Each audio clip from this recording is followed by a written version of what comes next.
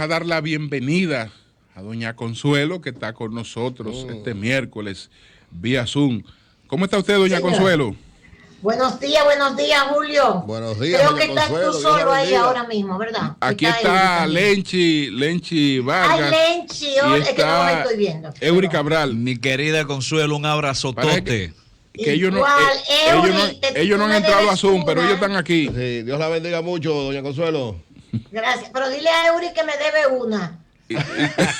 Bueno, yo le pedí excusa pública. Que no se me olvide. Yo le pedí excusa pública después y dije que es 50 no vale, realmente. No vale, usted es muy fresco. Me hinco a sus pies. Va a tener que esperar el próximo cumpleaños a pedir la disculpa. En el próximo cumpleaños me reivindico. En los 101. Ok. Bueno, pues vamos a escuchar a Lenchi y después nos vamos con doña Consuelo. Buenos días, Lenchi, adelante. Buenos días, don Julio Martínez Pozo, camarada Eury Cabral. Camarada, amigo, directo. Sí. Bueno, y los demás compañeros en este justo momento, donde quiera que estén. También para ellos mi saludo. Y para nuestro pueblo dominicano de aquí y de allá, 106.5 abrazos. Desde Sol, 106.5. Yo quisiera empezar, con el permiso de ustedes, hablar de... Llovita, me ayuda con eso, ¿verdad? Te envía el grito. Hablar de un señor, un trabajador humilde de este país que fue asesinado antes de anoche, el 26 a las 8 de la noche, cuando se disponía a recoger a su esposa, que también trabajaba en otro lugar, y la fue a recoger en su moto. Me refiero a Stewart de Olio Montero, de 25 años, trabajador del Jardín Botánico Dominicano, el Jardín Botánico Nacional.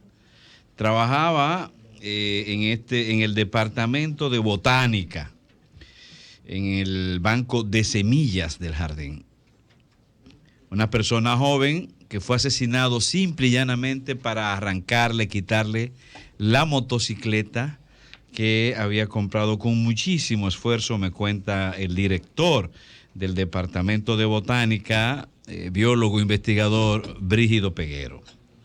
Eso ha consternado todo el personal del Jardín Botánico porque, de acuerdo a ellos, se trataba de un joven trabajador, un joven muy dedicado, un joven decente, un joven de poca palabra, pero muy cumplidor.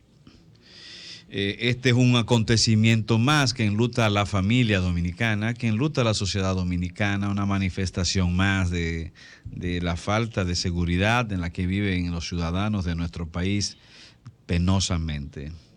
Y es también un elemento más que tiene que sumarse a nuestra indignación y a la voluntad de cada uno de nosotros y del gobierno para conseguir una policía nacional más efectiva, una policía nacional más preventiva y una policía nacional que propicie, que auspicie confianza y seguridad en la gente. Así es que mi condolencia a la familia de Stewart, pero también a toda nuestra sociedad, porque este tipo de casos están ocurriendo permanentemente en todas partes del país. Por otro lado,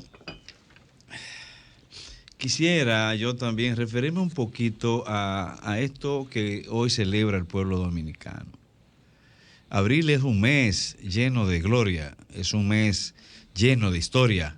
Abril es un mes que alimenta, que nutre lo que se entiende, lo que se concibe como patria. Y eso no podemos dejarlo pasar por alto.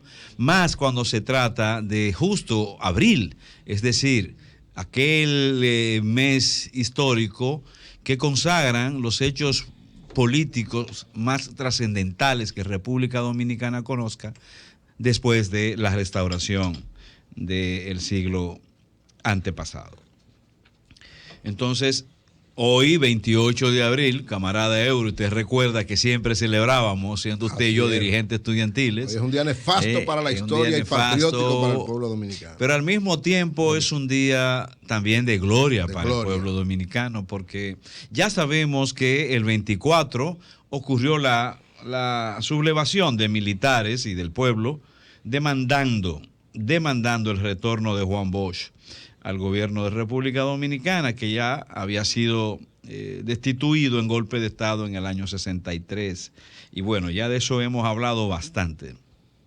Sin embargo, se da este acontecimiento del 28 de abril que implica una invasión militar norteamericana, la segunda invasión militar norteamericana. Y esto trajo consigo una serie de consecuencias. Consecuencias como destrucción en República Dominicana, porque trajeron destrucción estos soldados. Consecuencia como miles de dominicanos asesinados impunemente, salvajemente, dominicanos que simple y llanamente estaban dentro de un juego social, dentro de un juego histórico asociado a su democracia, a su libertad, a su condición de pueblo y su derecho a la autodeterminación. Una invasión que trajo consigo también un nuevo control político, económico, militar sobre nuestra nación. Y bueno, es un acontecimiento que jamás podemos dejar pasar por alto, que tenemos que resaltar en nombre de la memoria histórica, pero también en nombre de la dignidad de nuestro pueblo. Los norteamericanos llegaron a República Dominicana 96 horas después aproximadamente del 24 de abril. Horas después, simple y llanamente bajo la excusa de salvar vidas. Pero al venir a salvar vidas destruían voluntades democráticas y asesinaban miles de otras vidas. Cuando las vidas norteamericanas que ellos dijeron que venían a salvar no murieron, esas vidas se mantuvieron. No se reportó ciudadanos norteamericanos muertos, a no ser norteamericanos invasores, a no ser norteamericanos militares, que por cierto nuestro pueblo supo enfrentar con la gallardía de vida y con esa voluntad patriótica de los restauradores y de Juan Pablo Duarte. Supo enfrentarlo, supo frenarlo, independientemente de que al final de cuentas no saliera el pueblo dominicano con sus dirigentes constitucionalistas triunfadores, independientemente de que no se triunfara en ese esfuerzo, porque la razón, el motivo justamente de la invasión era impedir el triunfo de las fuerzas progresistas, de las fuerzas democráticas y libertarias, a cuya cabeza se encontraba el coronel Francisco Alberto Camaño Deñó, con otros militares y con otras fuerzas políticas de izquierda, más el PRD, que era el partido mayoritario y el partido de mayor incidencia popular entonces. Días después, solo días después, la OEA, es decir, la Organización de Estados Americanos, o no solamente, no días después, a un mes de distancia del inicio de la sublevación del 24 de abril y casi a un mes de distancia de la invasión norteamericana del 28, es que la OEA se pronuncia disponiendo el envío de una fuerza que ellos llamaron Fuerzas Interamericanas de Paz, que en el fondo fueron fuerzas interventoras y no de paz. Así se acumuló, se habla, la historia refiere 42,000 tropas extranjeras en República Dominicana, pero desde el principio ya los norteamericanos tenían cerca de 22,000 tropas, 22,000 soldados invadiendo nuestro suelo. El desastre que esto trajo consigo, su cuantificación económica no la tenemos. Ya dijimos que miles de dominicanos murieron, no sabemos exactamente cuántos. Pero el luto, el dolor, la mancha sobre la historia dominicana que esto trajo consigo, jamás ha sido borrada ni se borrará. Pero además, peor aún, las fuerzas interventoras, los países interventores jamás han pedido disculpas, jamás han solicitado perdón al pueblo dominicano y a la historia por esa acción tan asqueante contra otro pueblo, un pueblo pequeño, un pueblo pobre, un pueblo prácticamente desarmado si usted lo compara con el gran poderío militar de las tropas norteamericanas de entonces y de hoy también. En ese esfuerzo para justificar la llegada, la presencia de los norteamericanos en este país, la OEA se pronuncia, pero no fue más que una mascarada, simple y llanamente para amparar legalmente a las tropas norteamericanas, que llegaron simple y llanamente también por una orden del presidente Johnson de entonces. Y se sumaron a esas tropas soldados de países como Brasil, Honduras, Paraguay, Nicaragua, Costa Rica. Pero ellos en total lo que aportaron fueron no más de 3.000 soldados, todos esos países, no más de 3.000 soldados. De todas maneras, 1 o 3.000 de igual forma significaba un agravio a la soberanía de República Dominicana, y ninguno de esos países hasta la fecha, que yo sepa, tampoco, reitero, ha solicitado, ha establecido un desagravio a nuestro país. Por cierto, de los costos originados por la invasión amparada por la OEA, pues los norteamericanos cubrieron el 94% de ellos en términos económicos, mientras que Brasil cubrió el 6%, justo para guardar las espaldas de la famosa Organización de Estados Americanos. Antes de terminar este aspecto, quiero plantear que República Dominicana puede y debe solicitar, demandar todavía y permanentemente el desagravio de esos países al pueblo dominicano. Un desagravio. Ya la OEA lo hizo, porque la OEA lo hizo. 50 años después lo hizo la OEA. 50 años después. Tuvo que pasar 2 generaciones de individuos en nuestro continente para que la OEA despertara a solicitud, a presión del pueblo dominicano por demanda del gobierno de entonces encabezado por Danilo Medina. Bajo esa presión, la OEA finalmente planteó sus disculpas públicas al pueblo dominicano y lamentó su intervención, su participación en esto, pero los países que participaron en esto todavía no lo han hecho, no se han desagraviado, especialmente los norteamericanos, que sabemos que solo vinieron aquí a intervenir para frenar un proceso propio de los dominicanos, un proceso histórico propio de la nación nuestra, y por supuesto con el propósito de impedir que este país siguiera transitando la ruta de la independencia propia, de la autodeterminación propia. En ese sentido, yo quiero incluso plantear, camarada, y ojalá que encontremos algún tipo de receptividad en el gobierno, y si no en la sociedad dominicana, plantear que la OEA o los países envueltos en esa grosera intervención, especialmente los Estados Unidos de América, levanten un monumento. Creo que tú diste esta información, me dice Héctor Romero que te recuerde, pero creo que tú te referiste a eso. Ajá. Que en el 2015 Almagro pidió disculpas al país. Sí, aquí en el país. Sí, yo lo acabo de decir. Tú te referiste a eso. Sí, claro. Lo acabo de decir, que a solicitud del gobierno. Consecuente con eso, claro. Hagan un monumento. No, claro, un monumento de desagravio.